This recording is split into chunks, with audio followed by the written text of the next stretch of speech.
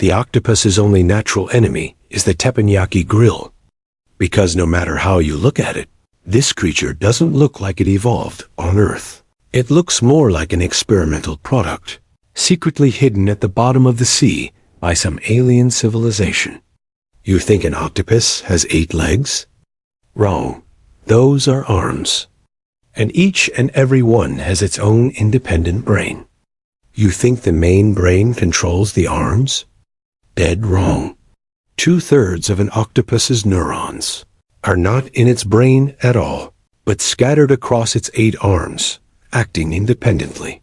What's even more terrifying is, when scientists cut off an arm from an octopus, this arm did not die. It was still moving, still sensing, and still thinking for a full hour. An arm without a body, living on its own for an hour. Octopuses have lived on Earth for over 500 million years. What does 500 million years mean? Dinosaurs only appeared a little over 200 million years ago. The octopus predates dinosaurs by nearly 300 million years, appearing much earlier than any land animal. But what's even more spine-chilling is that through such a long period of time, it has barely changed at all. It's not because it stopped evolving, but because right from the very beginning, it was already near perfect. Let's first talk about the octopus's most breathtaking ability, transformation.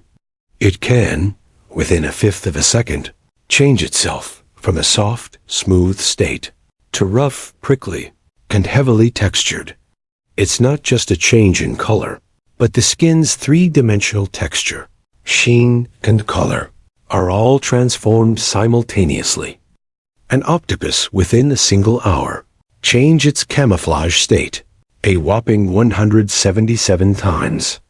The fastest reaction time took only 200 milliseconds, which is faster than a human blink. But here is a mind-bending fact. Octopuses are colorblind. They can't see color at all, yet they can mimic any color flawlessly. How is this possible? In 2015, scientists found the answer. It uses its entire skin to perceive colors. Its skin all over its body acts as its eyes. Signals instantly spread throughout the body, and the camouflage is completed immediately.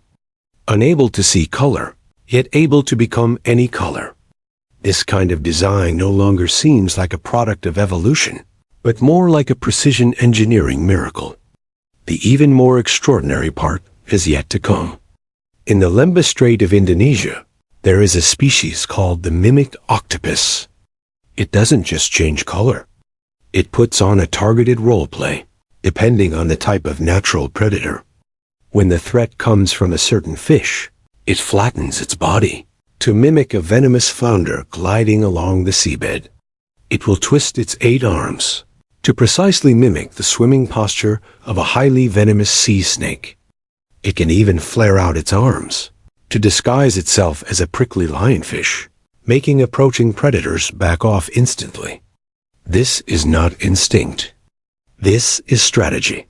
A boneless, toothless, and squishy animal, by studying its enemy's psychological weaknesses, executes targeted deception.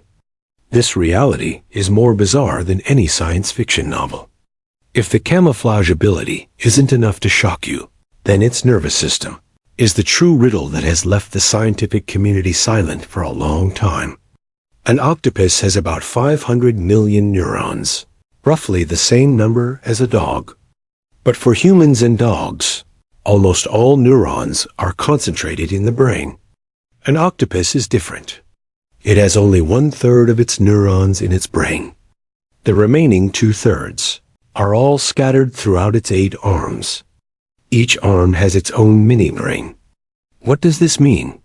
It means that while the octopus's main brain is thinking about one thing, its arms can simultaneously make completely different decisions. No need to request permission, and no need for any central command. The brain is the strategic headquarters, and the arms are frontline special forces operating autonomously, fighting independently yet highly coordinated. Scientists conducted a spine-chilling experiment. They severed an arm from an octopus. After being detached from the body, this arm could still perceive touch, would still instinctively contract, and would still actively explore in the direction of food. This state lasted for a full hour. With no brain, no heart, and no connection whatsoever, it was still thinking, and still possessed consciousness. And where exactly does an octopus's brain grow? The answer is even more mind-boggling. Right next to the esophagus. Its brain is shaped like a donut, wrapped around the outside of the gullet. In other words, every time it swallows something, the food must pass through the hole in the middle of its brain. If it gets greedy and swallows a prey that is too large, it could directly cause brain damage. This structure is completely unique among all known creatures on Earth. An octopus has 3 hearts and flows with blue blood. It's not because of royalty, but because what transports oxygen in its blood is not iron, but copper. Copper-based hemocyanin is much more efficient than iron-based hemoglobin in the cold, low-oxygen environments of the deep sea. This allows it to roam freely in the extreme deep sea, where other creatures cannot survive. Among the 3 hearts, one is responsible for pumping blood to the whole body, while the other 2 are responsible for blood circulation through the gills on each side. But while nature bestowed upon it this sophisticated equipment, she also secretly hid a most absurd flaw inside. When an octopus uses jet propulsion to swim faster, its main heart temporarily stops beating. A creature with 3 hearts experiences cardiac arrest just by swimming. Therefore, an octopus will walk whenever it can, and only swim when it absolutely must.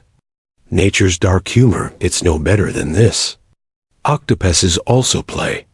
Scientists placed a floating empty medicine bottle in an aquarium. An octopus sprayed water at it, causing the bottle to drift back with the current. It kept spraying, and the bottle drifted back again, looping over and over like this. It repeated this a whopping 21 times. This wasn't foraging, nor escaping, nor any behavior related to survival. This was pure play. And the coconut octopus is even more extreme. It will carry scattered coconut shells from the seabed, piece by piece, for dozens of meters.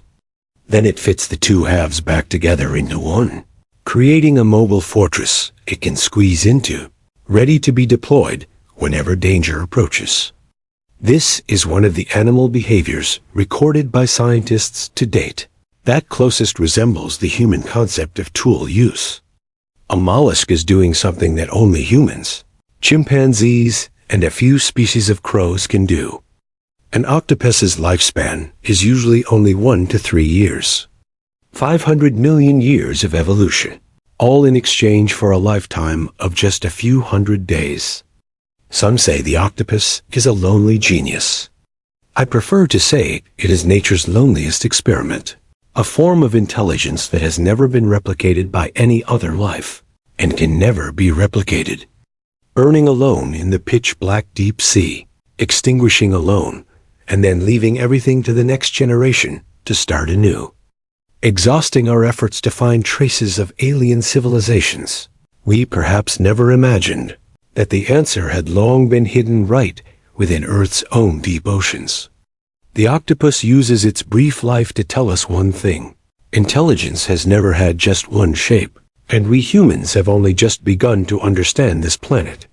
372 million years ago, the most powerful ocean apex predator on Earth died out. It wasn't killed by something more powerful. It was killed by a tree. Sounds absurd, doesn't it? But this is the most ironic true historical event of evolution during the late Devonian extinction. It dominated the oceans for tens of millions of years, with no natural enemies and no rivals. It was the undisputed apex predator of the Devonian seas. Its extinction directly rewrote the evolutionary direction of Earth's vertebrates. If it hadn't died, you and I might not even exist today. And that inexplicable fear you have of the deep sea right now It's not a psychological problem. It's the ancestors in your genes using a 372 million-year-old memory to remind you, do not go into that water. That humans can stand on land is because we were forced up here by a group of prehistoric giant fish. You heard that right. Our ancestors originally lived only in the water. It was the Devonian ocean apex predators that pushed them to the brink of life and death. Either go ashore to fight for a glimmer of hope, or stay in the water and die immediately. Our ancestors chose to go ashore. Thus, they slowly evolved lungs, evolved limbs, and evolved into the you of today. In other words, if it weren't for that pursuit from the water, there would be no humanity today. And that thing deeply etched into your ancestors' minds is called Dunkleosteus. In 1867, on the shores of Lake Erie in Ohio, USA, a farmer named J. Terrell, inside a shale cliff, dug up a strange stone. The bone plate had sharp edges and a bizarre shape. He had absolutely no idea what it was, and casually handed it over to the Ohio Geological Survey. This batch of fossils was initially classified under the genus Dinichthys, remaining overlooked in academia for nearly 100 years. Until 1956, a French paleontologist named Lemon pulled out this batch of dust-covered fossils again, remeasured them, and rebuilt the models. Only then did he realize that this thing was not an ordinary fish fossil at all. This was a type of apex predator that no one had ever seen before. So he named this new genus Dunkleosteus. This name was a tribute to paleontologist David Dunkel. It was his decades-long, persistent effort in organizing these fossils that allowed this prehistoric apex predator to appear before us. It is worth noting that, since the back half of Dunkleosteus's body lacked hard bones and consisted entirely of soft tissue, almost all the unearthed fossils only preserve the bony armor of the head and front half of the body. This also means that all our assumptions about Dunkleosteus's body size were, in essence, using data from half a fish to reconstruct a complete monster. So prior to 2023, the paleontological community generally agreed that Dunkleosteus was 8 meters long, comparable to a large truck. Then Engelman, a PhD student at Case Western Reserve University, overturned this figure using a brand new measurement method. The real answer is 3.4 to 4.1 meters shorter than a family sedan. If you think this is good news, you're wrong. This is where the true nightmare actually begins. The same study also found that a Dunkleosteus less than 4 meters long weighed as much as 950 to 1,200 kilograms. What does that mean? A 4.6 meter great white shark is only about this weight. In other words, Dunkleosteus packed the entire weight of a great white shark into a body the size of a sedan. This is not a fish. This is a swimming cannonball. What's even more ridiculous is its mouth. With a 4-meter-long body, the width of its mouth is equivalent to that of an 8-meter-long shark, a full 2 times larger than a shark of the same body size. It had no teeth.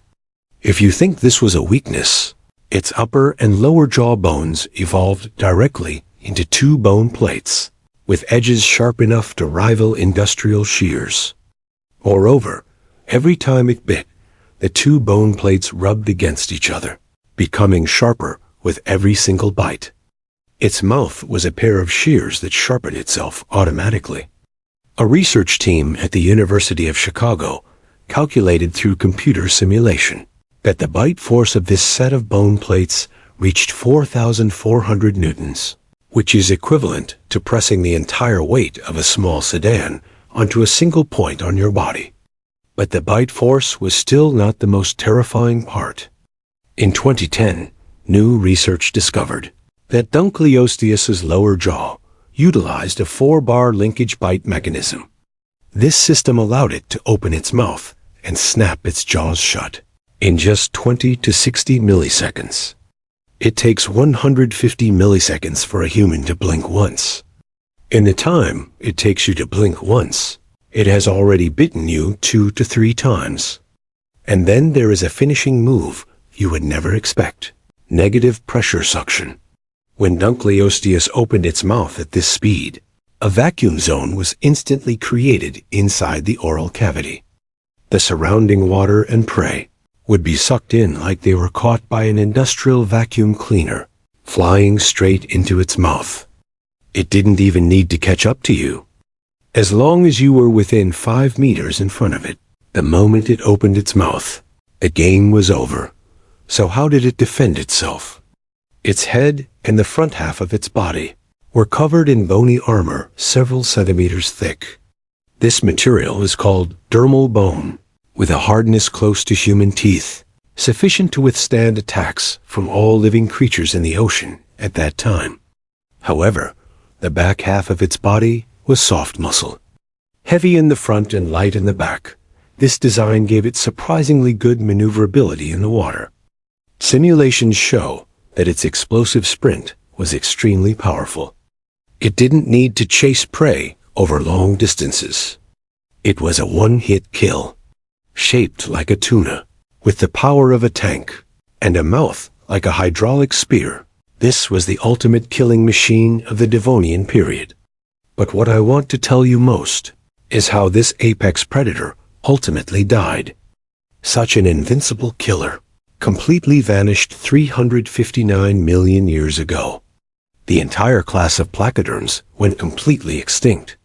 Not a single species crossed that boundary line. How did it die? What killed it was the trees on land. This answer might be the most absurd irony in evolutionary history. During the late Devonian period, terrestrial plants suddenly multiplied in an explosive manner, and vast forests covered the land. Trees photosynthesized desperately, consuming massive amounts of carbon dioxide from the air. Plant root systems broke down rocks, washing a large volume of minerals into the oceans. This triggered an algal bloom of staggering scale, which is a red tide. The algae died and decayed, completely exhausting the oxygen in the seawater. The oceans began to suffocate. Dunkleosteus weighed nearly a ton, possessing powerful muscles and a highly vigorous metabolism, which meant its demand for oxygen was extremely high.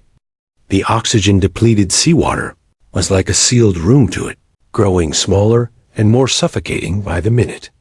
At the same time, massive amounts of carbon dioxide were absorbed by plants, causing the Earth to lose its insulating layer.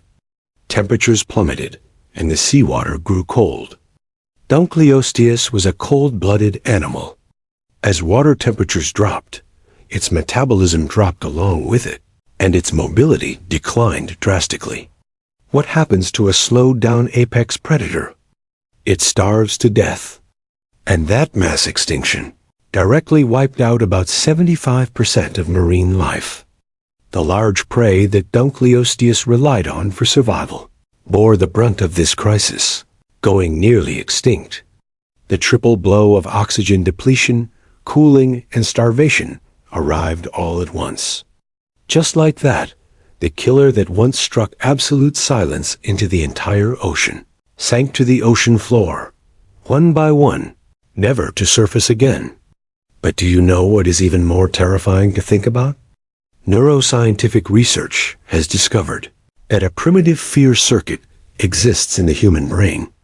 It triggers a powerful stress response to environments like deep water. So some people are born with thalassophobia. They aren't cowards. It's just that this survival alarm left by our ancestors is overly sensitive. During the era when Dunkleosteus dominated, your ancestors, those early tetrapods driven to the brink, in order to escape the horrors in the water, evolved stronger chest muscles to prop up their bodies, evolved primitive lungs to breathe air, and crawled onto land step by step. That humans can stand on land is, to some extent, because we were chased up here by Dunkleosteus. When you look at the deep sea and feel an inexplicable chill, that is not a psychological problem. That is the ancestor in your genes who narrowly escaped with their life 300 million years ago, reminding you with the memory they traded that life for. Run, there is something in the water. Dunkleosteus never lost to any opponent throughout its entire life. What it ultimately lost to was the shell on its own body that was too perfect. The armor protected it for 10 million years, but in the end, it also trapped it for 10 million years. When the oceans changed and food became scarce, its nearly 1-ton bone plate was no longer a weapon, but the weight that crushed it.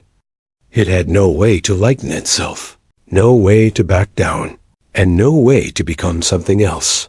Sometimes I think that this matter is actually not that far away from us. Those things that once protected you, a certain habit, a certain obsession, a certain shell you spent many years building up, will they one day begin to quietly choke you? Armor grows on everyone. It's just the shape that differs. Some carry the wounds of the past, some carry the expectations of others, and some carry an identity that no longer suits them, yet they are still desperately holding it up. Dunkleosteus uses its extinction to tell us one thing. True strength is not about growing heavier and heavier, but knowing when you can let some things go. So, how heavy a shell are you walking with today?